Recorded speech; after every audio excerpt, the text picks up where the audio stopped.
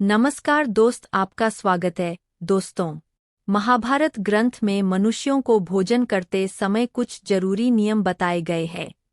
अगर कोई मनुष्य ये नियमों का पालन करते हुए भोजन करता है तो उसे सुख, समृद्धि और वैभव की प्राप्ति होती है। शास्त्रों में बताई गई यह नियम वैज्ञानिक दृष्टिकोण से भी परिपूर्ण है। इस प्रकार से भोजन करने पर मनुष्य सभी देवी देवताओं का आशीर्वाद प्राप्त करता है। अगर आप भोजन करते समय इन नियमों का पालन अवश्य करें। आइए बिना देरी किए जान लेते हैं वह कौन से नियम हैं।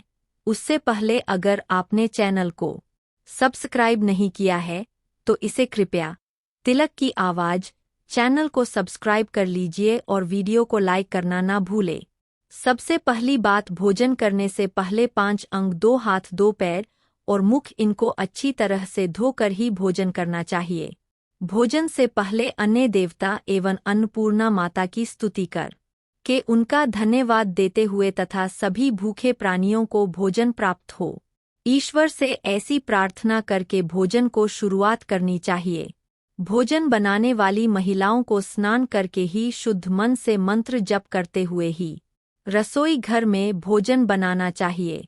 सबसे पहले 3 रोटियां, एक गाय के लिए, एक कुत्ते के लिए और एक कौवे के लिए अलग निकाल पर फिर अग्निदेव को भोग लगाकर ही घरवालों को खिलाना चाहिए। भोजन किचन में बैठकर ही सभी के साथ करें, प्रयास यही करना चाहिए। परिवार के सभी सदस्य के साथ मिल बैठकर ही भोजन किया जाए। नियम अनुसार अलग अलग भोजन करने से परिवार के सदस्य में प्रेम और एकता कायम नहीं हो पाती है। भोजन का समय प्रातः व सायंकाल ही भोजन का विधान है, क्योंकि पाचन क्रिया की जठराग्नि हुई सूर्योदय से 2 घंटे के बाद तक पर एवं सूर्यास्त से 2.5 घंटे पहले तक प्रबल रहती है। जो व्यक्ति सिर्फ एक समय भोजन करता है वह योगी है, और जो 2 समय भोजन करता है वह भोगी कहाँ गया है। तीसरी बात, भोजन की दिशा भोजन पूर्व और उत्तर दिशा की ओर मुख करके ही चाहिए। दक्षिण दिशा की ओर किया हुआ भोजन प्रेत को प्राप्त होता है। पश्चिम दिशा की ओर किया हुआ भोजन खाने से रोग की वृद्धि होती है। चौथी बात, ऐसी अवस्था में भोजन न करें। यहाँ पर बैठकर अर्थात बिस्तर पर बैठकर अपने हाथों पर रखकर है या टूटे फूटे बर्तनों में भोजन कभी करना नहीं चाहिए। मलमूत्र का वेग होने पर भी भोजन करना नहीं चाहिए, अथवा अखिलेश के माहौल में भी भोजन करना अनुचित माना गया है। अधिक शोर शराबे के स्थान पर भी भोजन करना उचित नहीं। पीपल एवं वट वृक्ष के नीचे बैठकर भी भोजन नहीं करना चाहिए। परोसे हुए भोजन की कभी निंदा नहीं करनी चाहिए। खड़े खड़े भोजन करना भी अनुचित माना गया है। जूते पहनकर यह सिर ढककर भोजन नहीं करना चाहिए। आइए अब जानते हैं भोजन कैसा होना चाहिए। बहुत देखा, यह बहुत ही मीठा भोजन नहीं करना चाहिए। किसी के द्वारा छोड़ा हुआ भोजन भी कभी ग्रहण नहीं करना चाहिए। आधा खाया हुआ फल, मिठाइयाँ आदि फिर से नहीं खानी चाहिए। खाना छोड़कर उठ जाने पर दोबारा है तभी करना नहीं चाहिए। जो कोई भी ढूंढ और पीटकर खिला रहा हो वहां पर जाकर कभी भोजन नहीं करना चाहिए। पशु या कुत्ते के द्वारा छुआ हुआ भोजन कभी करना नहीं चाहिए। रजस्वला स्त्री के द्वारा परोसा गया भोजन भी करना अनुचित है। श्राद्ध का निकाला हुआ बासिया मुंह से फूंक मारकर ठंडा किया गया भोजन भी करना अनुचित है। बाल गिरा हुआ भोजन भी ना करें। अंदर युक्त अवहेलना पूर्ण परोसा गया भोजन भी कभी ना करें।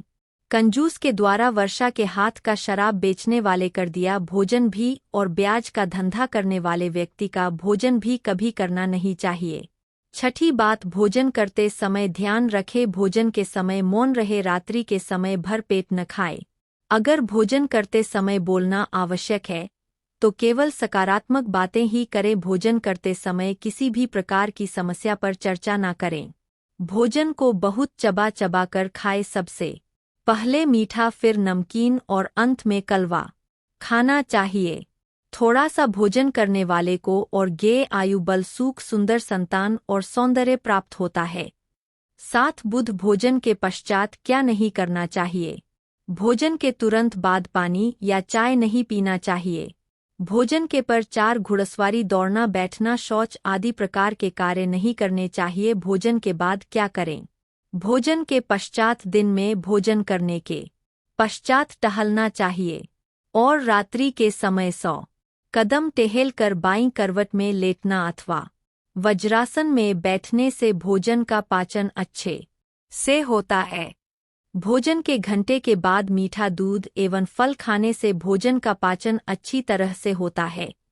भीष्म पितामह ने अर्जुन को दिया महत्वपूर्ण संदेश में कहा गया है कि जिस थाली को किसी का पैर लग जाए है, उस थाली का त्याग करना चाहिए। ऐसी थाली विस्तार के समान त्याज्य होती है।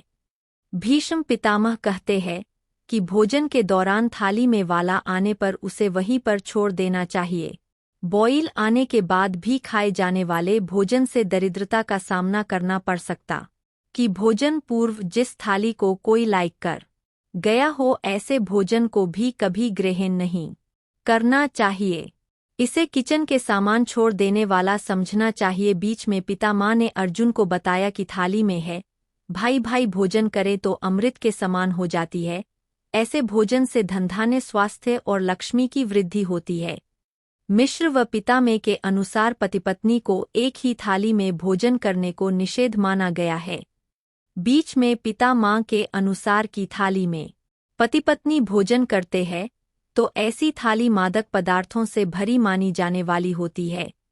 पत्नी को पति के भोजन के उपरांत ही भोजन करना चाहिए, इससे घर में सुख समृद्धि बढ़ती है।